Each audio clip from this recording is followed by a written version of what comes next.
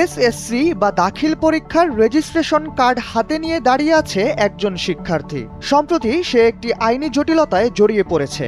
সন্ত্রাস দমন আইনে দায়ের করা মামলায় আসামি করা হলে ছেলেটি আত্মগোপনে চলে যায়, যার ফলে নিয়মিত ছাত্র হয়েও সে 2026 সালের দাখিল পরীক্ষায় অংশ নিতে পারছে না।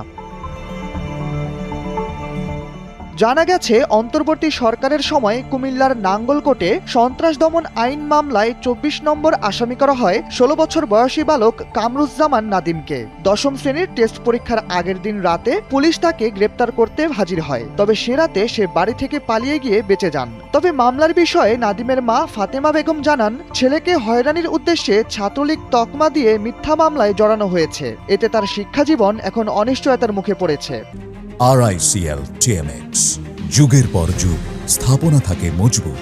আমার ছেলেটার যেন হয়রানি না করে, আমার ছেলের কেসটা যেন উঠাই নেয়, আমার ছেলের জীবনটা যেন আবার স্বাভাবিক করে দেয়, এটাই আমার অনুরোধ। আমার কোনো স্বামী নেই, আমি শুধু তার একমাত্র মা, আর কিছুই নাই। আমার ছেলের জীবনটা যেন স্বাভাবিক করে দেয়, পড়াশোনার করার ব্যবস্থাটা যেন করে দেয়, আমি তাদের কাছে এই অনুরোধটাই করব। নাঙ্গলকোট আফসারুল উলুম কামিল মাদ্রাসার 10ম শ্রেণীর শিক্ষার্থী নাদিম। কথা বলতে গেলে জড়িয়ে যায় মুখ আর ছিমছাম দেহ। মায়ের ভাষ্য অনুযায়ী বানোয়াট মামলায় তার ছেলের শিক্ষাজীবন এখন হুমকির মুখে। আর নাদিম জানালেন, আসামির তালিকায় নাম ওঠানোর জন্য তার বয়স বাড়িয়ে দেওয়া হয়েছে। আমি নাঙ্গলকোট আফসারুল উলুম কামিল মাদ্রাসার একজন 10ম শ্রেণীর শিক্ষার্থী। আমাকে পুলিশে সন্ত্রাস বিরোধী দমন একটা মামলা দিয়েছে, যে মামলাটা হচ্ছে মিথ্যা এবং কি বানোয়াট মামলা, এবং কি আমার জন্ম নিবন্ধন অনুযায়ী আমার বয়স মাত্র 16 বছর, এবং কি মামলার তথ্য অনুযায়ী আমার বয়স দিয়ে রাখছে ওনারা 19 বছর।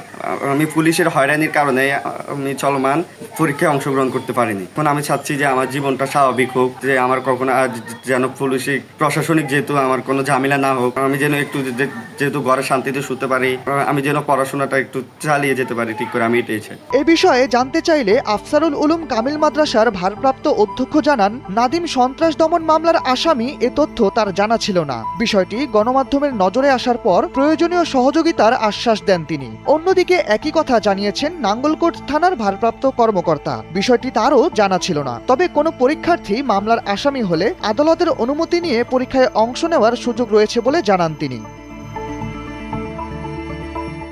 শাহরিয়ার আহমেদ, NPB।